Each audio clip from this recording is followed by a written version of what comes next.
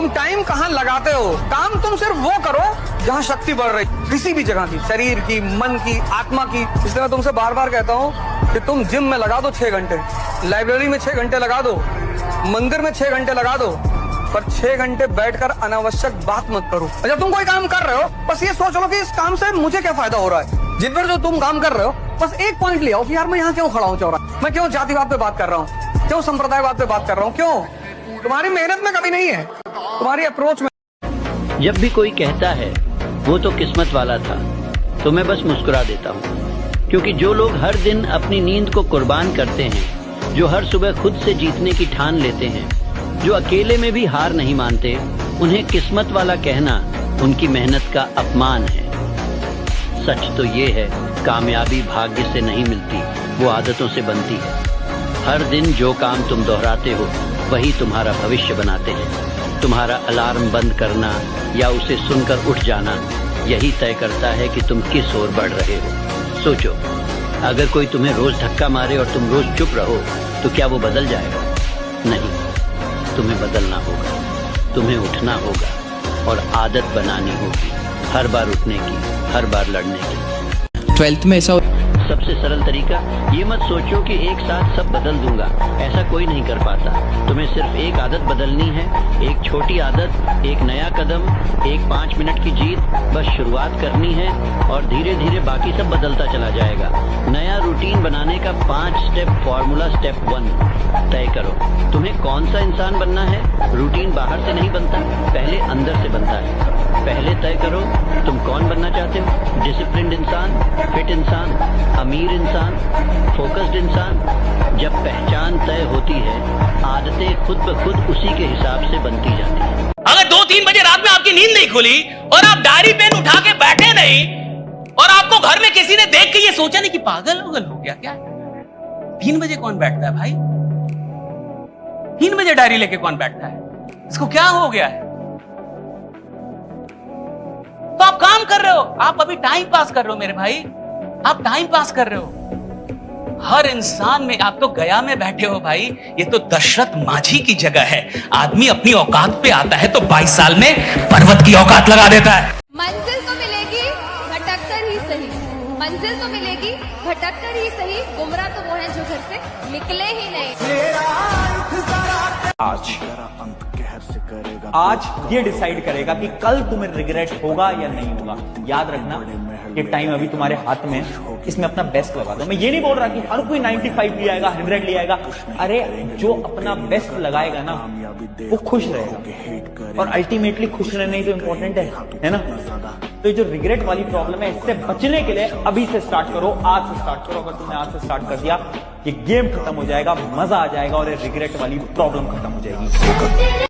2 चीजें, एक तो बेइज्जती और दूसरी है डर। जिस आदमी को डर है ना अपनी बेरोजगारी का, अपने फ्यूचर का, लड़कों में डर शादी ना होने का, तो उस डर से ही वो पढ़ना शुरू करेगा और ये डर ही आपको सिलेक्शन की ओर ले जाएगा। तो इनको हथियार बनाओ।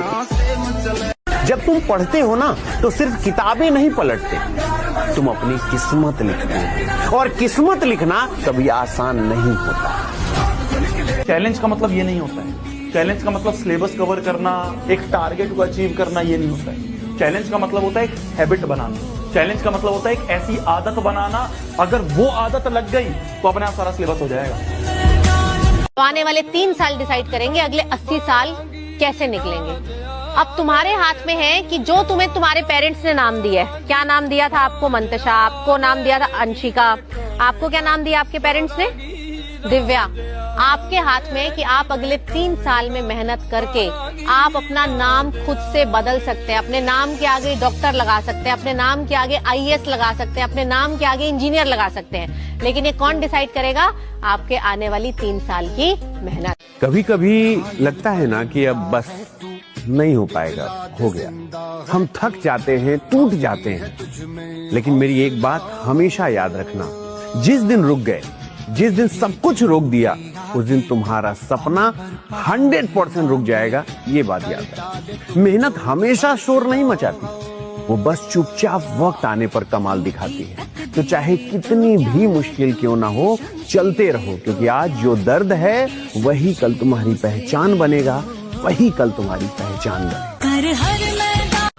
तब जो घर पे माहौल होगा ना, तब असली खुशी होगी, तब असली अच्छा लगेगा कि हाँ मेरी वजह से आज पूरे घर में खुशी है, मेरी वजह से आज मम्मी पापा खुश है, मेरी वजह से आज सब लोग में इतनी बातें हो रही हैं, तब असली खुशी होगी। ये तो त्योहार तो हर साल आते हैं यार। जब भी आप डिमोटिवेट हो, एक बात का ध्यान रखना, जब आपकी रैंक आएगी और आपके पेरेंट्स का जो चेहरा होगा उस टाइम, वो once in a lifetime moment होगा, तो उसको याद कर लेना एक बार और फिर आप अपने आप मोटिवेट हो जाओगे। पेरेंट्स का कंट्रीब्यूशन हमेशा सबसे ऊपर होता है, टीचर्स का बाद में आता है, और जो माँ का कंट्रीब्यूशन होता है उसको कभी कोई वो नहीं कर सकता। थैंक यू बेटा। भाई अपने सपनों के लिए अब पागल हो जा, अब गायब हो जा, अब लड़ाई चालू है बाहर वाले से नहीं, खुद से। अब खुद को दिखाना है कि मैं हूँ कौन। यार ये भी तो जीत ही है ना। जितनी भी ऊर्जा लगे, जितनी भी थकान हो, जितनी बार हारना पड़े बीच में, जितनी बार गिरूंगा फिर उठ खड़ा होऊंगा और अपने पूरे मजबूत इरादे के साथ उस तरफ बढ़ता रहूंगा और अंत में क्यों सफल नहीं होऊंगा। कमबैक तो होगा, किसी भी कीमत पर होगा। अब ये बात दुनिया जमाने की है ही नहीं, क्योंकि खुद की है, पर्सनल है, खुद को दिखाना है कि मैं हूं कौन। अगले 45 दिन 45 डेज तुम्हारी और मेरी दोनों की तपस्या है।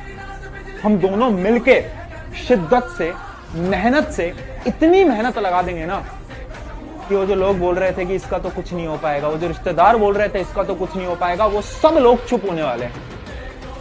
वो सब लोग बोलेंगे कि यार इसने कमबैक कैसे कर लिया, इसने अचीव कैसे कर लिया। वो तुम करने वाले हो, ठीक है।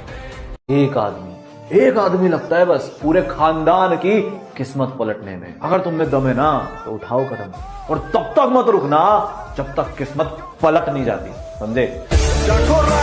एक सीरियस बच्चा, एक सिंसियर बच्चा जो करेक्ट होता है, उसकी लास्ट की इन मंथ्स की प्रिपरेशन उसकी खुद की होती है। आप एड़ी चोटी का जोर लगा दो, जितना बल है बेटा वो लगा दो, जितना डेडिकेशन है वो लगा दो, जितना डिसिप्लिन है वो लगा दो, जितनी तुम्हारे अंदर एनर्जी है बेटा, सारी एनर्जी इन लास्ट के 3.5 मंथ्स में खुद की सारी एनर्जी बेटा गैदर करो, बिना किसी एक्सक्यूजेस के। No excuses at all, gather all your energy.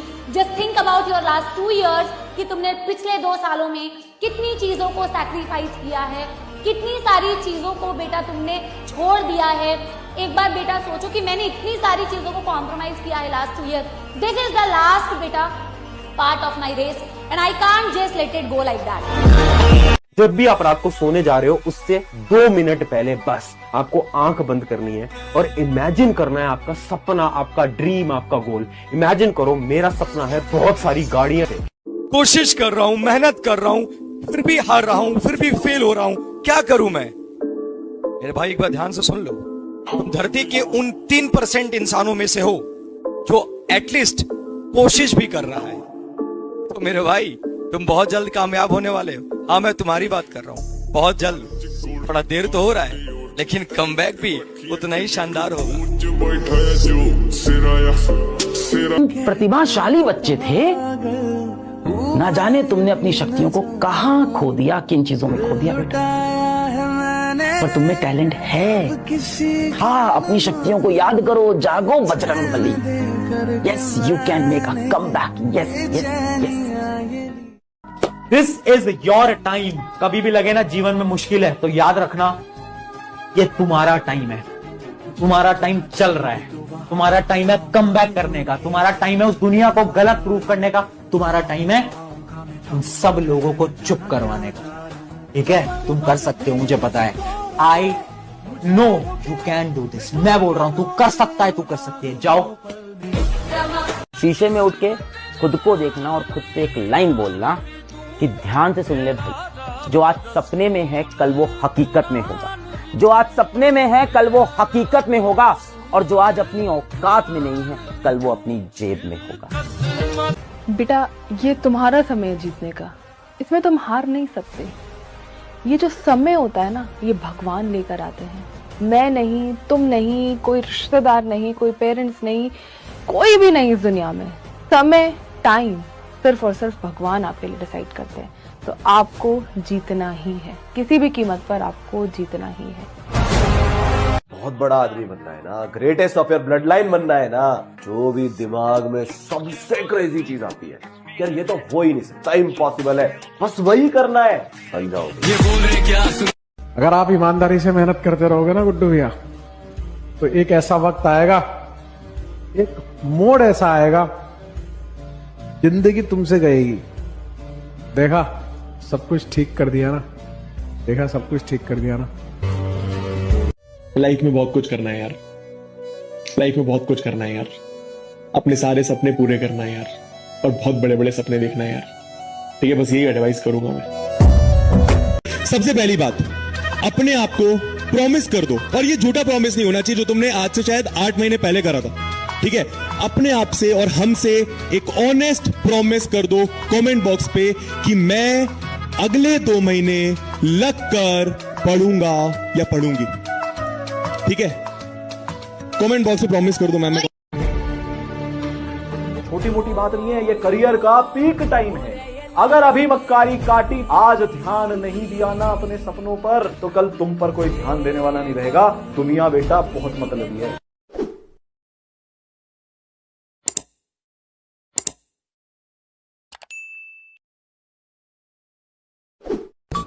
जीवन में 2 नियम रखें। आप जितना दिखाते हैं उससे ज्यादा आपके पास होना चाहिए, और आप जितना जानते हैं उससे कम आपको बोलना चाहिए।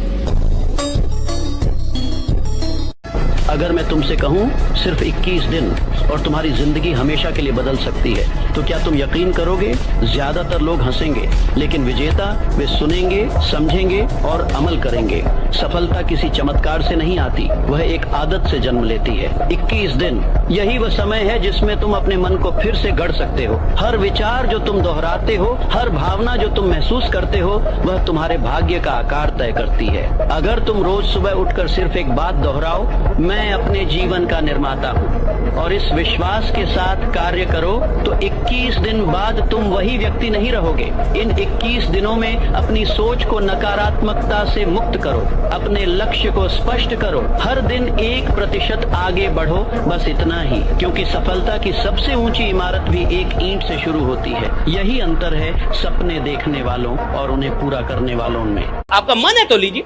कुछ लोगों को गजेट का शौक होता है, गजेट लेते हैं वो लोग, अच्छी बात, उनको शौक है। बोले मेरे यहाँ हर रोज एक किताब आती है, 365 किताबें मैं अमेज़न से ऑर्डर करता हूं एवरी डे, मुझे उसका शौक। अब देखिए मेरा अमेज़न निकाल के एवरी डे। तो जिसको जिसका शौक, आपको मोबाइल का शौक है तब लीजिए आप, कि सर मुझे शौक है, मुझे अच्छा लगता है, तब लीजिए। 10 लीजिए, 25 लीजिए, खूब लीजिए। आपको गाड़ी का शौक है, खूब लीजिए गाड़ी पे, नहीं है तो जबरदस्ती मत लीजिए। 1-2 गाड़ी इसलिए लीजिए कम से कम कि भाई लगे कि आप ठीक है, कि अगर इन्होंने पैसा कमाया है तो ये उसको जी भी रहे हैं, यानी कि पैसा कमा के सब लेके ऊपर निकलने वाले।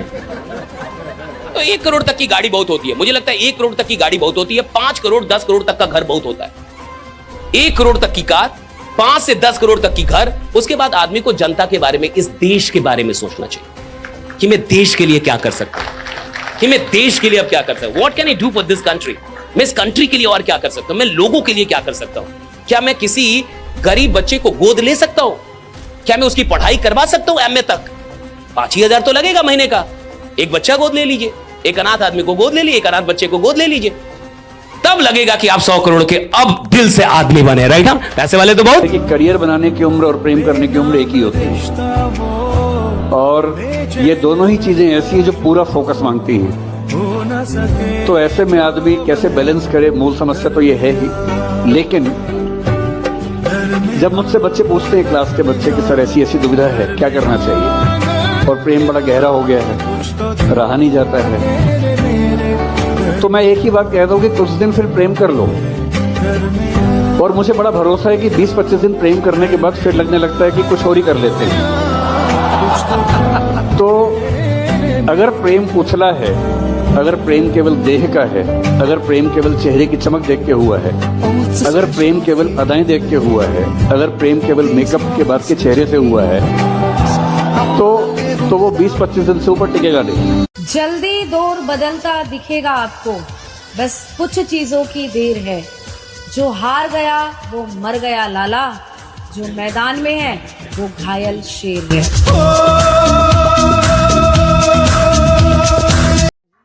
दुनिया में आप कुछ भी बना, लोग कहते हैं दूसरा ताजमहल नहीं हो सकता है, खड़ा कर सकते हैं, माँ नहीं ला सकते हैं, नहीं कभी नहीं ला सकते। आप ऐसा मत समझिएगा ना कि आप छोटे रहेंगे तो ही माँ की जरूरत है। जब बड़े हो जाइएगा, जब कमाने लगिएगा ना, उस समय माँ का एहसास होगा। बेटा पूछेगा पापा क्या लाए हैं, पिता पूछेंगे कितना कमाए हैं, पत्नी पूछेगी आज कितना बचाए हैं, माँ पूछेगी कुछ खाए हो कि नहीं खाए। सिंप्लिसिटी में रहिएगा यहाँ पे, कभी दिखावा में मत रहिएगा यहाँ पे। क्या कीजिएगा दिखावा करके, ये संसार की चीजें यहीं रह जाएंगी। यहाँ झगड़ा, लड़ाई, धन दौलत, द्वेष, एक दूसरे को पीछा करना, मतलब किसी को पीछे कर देना, उसको बर्बाद कर देना, ये सब चीजें यहीं रह जाएंगी। हमारे आपके सबके जीवन में एक ऐसी शाम आएगी जिसके बाद कोई सुबह नहीं होगा, फिर याद आएगी तो हमारी अच्छी काम और कोई नहीं। सब कुछ हमें खबर है, नसीहत न दीजिए, क्या होंगे हम खराब, जमाना खराब है। जब तुम एक बार लत लग जाएगी ना मेहनत करने की, तो तुम पीछे मुड़ के नहीं देखोगे, तब तुम्हें फर्क भी नहीं पड़ेगा कि तुम्हें मार्क्स सारे क्या आ रहे हैं, क्योंकि तुम्हें पता है तुम अपनी तरफ से बिल्कुल 100% दे रहे हो। जब पूरी तुम्हें आज लग रहा होगा ना भैया यार बहुत मेहनत करता हूँ, भैया यार बहुत मेहनत करती हूँ, हाँ ठीक है यार भैया आप जो बोल रहे हो बिल्कुल करती हूँ, मैं भी रात दिन पढ़ती रहती हूँ, पर मेरे पे कोई बिलीव नहीं करता है, मेरे आसपास में देखती हूँ लोग मेरे को इतना सपोर्ट नहीं करते हैं। एक बात बताऊं रखनी है, पहला कभी भी कोई टेस्ट को स्किप नहीं करना। जितने भी टेस्ट आपके हो रहे हैं वो सारे देके आने हैं। टेस्ट का मतलब ये नहीं होता कि आपको टॉप की रैंक लानी है। टेस्ट का एक बहुत बड़ा मोटिव ये होता है कि कुछ बच्चे जो भटके हुए होते हैं, जब वो टेस्ट देते हैं उन्हें पता चलता है उनकी औकात कितनी है। मैं आपको हार्श वर्ड यूज कर रहा हूं, पर मेन पॉइंट यही है, कोई भी टेस्ट मत छोड़ना। इससे आपको अपनी औकात पता चलती है, पता चलता है कि मैं कहां स्टैंड कर रहा हूं, फिर आप और मेहनत करोगे। पढ़ने के बाद आप पढ़ लेते हैं, दोबारा रिवाइज नहीं करते, तो आपको क्या लगता है सरस्वती जी को अपना गुलाम समझ के बैठे हैं? एक बार बोल देंगे आज तो उसको प्रॉपर रिवाइज करते रहिए। आपका काम क्या है दुनिया में? दूसरा कोई काम नहीं है। गधों पढ़ने के लिए टाइम टेबल बनाता है सब, समझे? पढ़ने के लिए टाइम टेबल बनाता है। बताओ अगर मछली तैरने के लिए टाइम टेबल बनाए तो पैदा काहे हुई है रे तुम? जड़लाल, मेरे को ना तुम्हारा एक चीज बहुत खटकता है। कौन सा? यही कि तुम ज्यादा पढ़ा लिखा नहीं है। वो आपको क्यों खटक रहा है? नहीं, चाहे तुम मेरे जितना ऐसा पढ़ा लिखा होता ना तो बहुत आगे जाता। नहीं नहीं, ऐसा कुछ नहीं है। अगर मैं ज्यादा पढ़ा लिखा होता तो ज्यादा से ज्यादा क्या होता, साइंटिस्ट बन जाता, आपकी तरह कहीं नौकरी कर रहा होता। नौकरी में क्या, फिर आप एक जगह स्थगित हो जाते ना। खुद का धंधे में तो क्या है, सामने पूरा दरिया पड़ा है, आप में जितनी ताकत है, आप जितना मर्जी पानी उलेचो उसमें से। तुम्हारी सोच के सांचे में ढल नहीं सकता, जबान काट लो लहजा बदल नहीं सकता।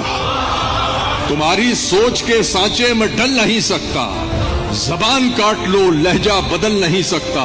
मुझे भी मोम का पुतला समझ रहे हो क्या? तुम्हारी लौ से ये लोहा पिघल नहीं। आप लोग अगर मोबाइल भी देख रहे हैं ना तो गाना वाना मत देखिए, हाई नचनियन का शॉर्ट्स मत देखिए।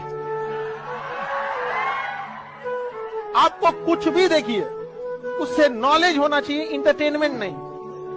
आपको अगर कुछ भी नहीं समझ में आ रहा है, ये देखिए कि सबसे अपने मैन्युफैक्चरिंग कैसे होता है, किसी चीज का, गाड़ी मैन्युफैक्चरिंग कैसे होती है, जहाज मैन्युफैक्चरिंग कैसे।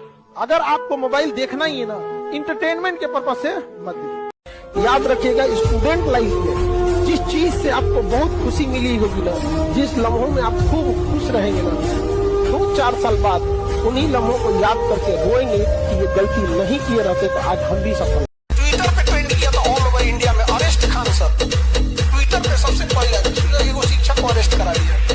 हम टेंशन फ्री थे कि अरेस्ट करने दरोगा ही आता है ना, अपने विद्यार्थी होगा। हम गरीब हैं लेकिन गद्दार नहीं, इसीलिए तुम गरीब हो, क्योंकि अमीर होने की पहली एलिजिबिलिटी है गद्दारी। बड़े लोगों की सबसे बड़ी खासियत होती है उनकी आंख में पानी नहीं होता।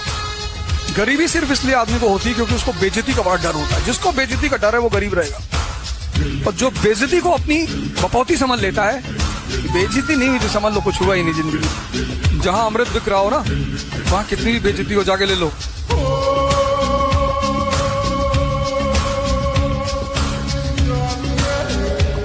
हमेशा याद रखना, शौक माँ बाप के पैसे से पूरा होता है, क्योंकि जिस समय आप कमाने उतरते हैं ना आपके शौक मर चुके होते हैं। फिर कुछ ही बचता ही नहीं है शौक के लिए यहाँ पर।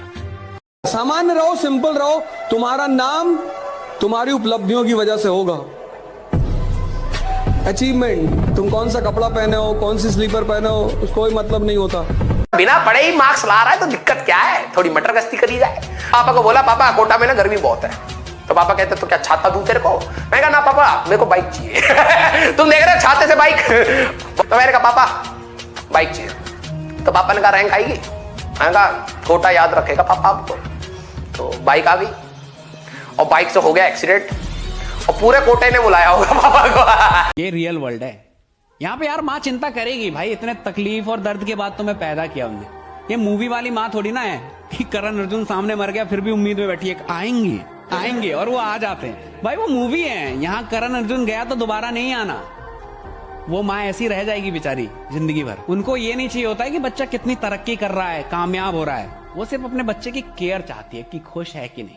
देखा आपने, कभी भी माँ फोन करती है ना आपको तो ये नहीं पूछती कि बेटा कितना बचा लिया, कितना कमा लिया। वो सिर्फ एक ही चीज पूछती है कि बेटा टाइम से खाना खा लिया। और आप कितने भी छुपाओ ना तब भी उनको पता लग जाता है। वो आपकी आवाज से पता कर लेगी कि क्या हुआ बेटा, कुछ परेशानी है क्या। आप छुपा नहीं सकते क्योंकि माँ से दिल का कनेक्शन होता है ना यार। लव यू माँ। अब थॉट तुम्हारे मन में आया आईएएस नहीं बने तो, अब तुम्हारा मन कमजोर है तो उसने कहा नहीं बने तो भीख मांगेंगे, पापा भगा देंगे। अगर तुम्हारा मन मजबूत होगा तो वही दूसरा थॉट आएगा, या तो नहीं बने तो मेंबर ऑफ पार्लियामेंट का चुनाव लड़ेंगे।